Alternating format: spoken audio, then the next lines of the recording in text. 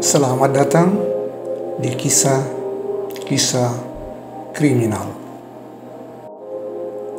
Pada kesempatan ini, kami akan memaparkan kisah kriminal dengan judul Bayang-Bayang Putih, kisah Jack the Ripper. Bab 13. Pertemuan di kabut. White Couple, 3 Mei 1889 malam. Kabut menggulung seperti selimut dunia lain. Malam itu lebih senyap dari biasanya, seolah seluruh kota menahan napas. Frederick Aberline berdiri sendirian di Mitre Square, tempat Catherine Edwards ditemukan. Jas hitamnya basah oleh embun malam. Di tangannya, ia genggam lentera tua dan secarik surat terakhir yang pernah ia serahkan ke kantor pusat. Kau akhirnya mengerti, Freddy. Tak ada pembunuh, tak ada korban, hanya bayangan dari kebencian yang tak pernah kau akui. Aku menunggu di tempat semuanya berakhir. The Mirror. Ia menatap sekeliling. Suara jam berdentang 2 kali dari gereja Central Botol. Di balik kabut, sosok muncul. Topi tinggi, mantel panjang, langkah tenang, dan wajah nyaris seperti wajahnya sendiri. Bukan kembar, tapi pantulan. Lebih tua, lebih letih, namun mengandung aura yang sama. "Siapa kau?" tanya Aberline. "Kau tahu siapa aku?"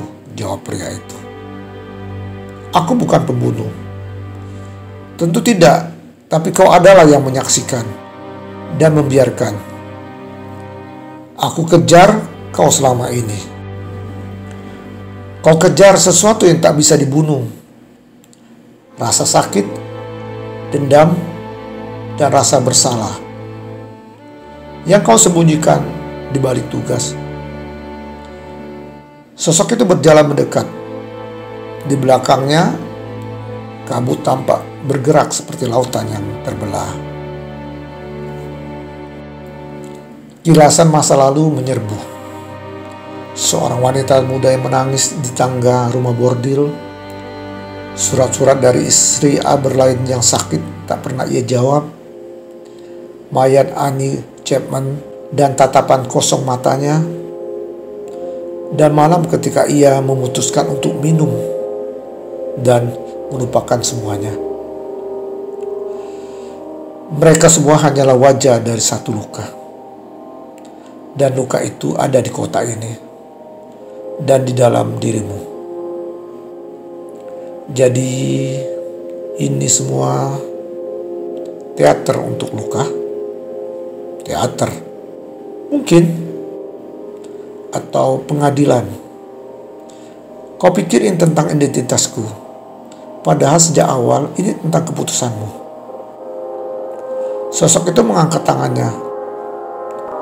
Lentera Aberline padam. Gelap. Kabut menelan suara. Dan ketika Aberline menyalakan kembali lentera, ia sendirian. Di tanah, tergeletak benda kecil. Cermin bundar retak. Di baliknya, ukiran kayu. Kau sudah tahu sejak awal. 2 minggu kemudian, di kamar Aberline, ia menulis untuk terakhir kalinya. Bukan laporan, tapi pengakuan. White Chapel bukan hanya tempat pembunuhan. Ia adalah tempat di mana kebenaran dibiarkan membusuk. Aku kejar Jack seperti kejar bayanganku sendiri. Dan mungkin itulah dia.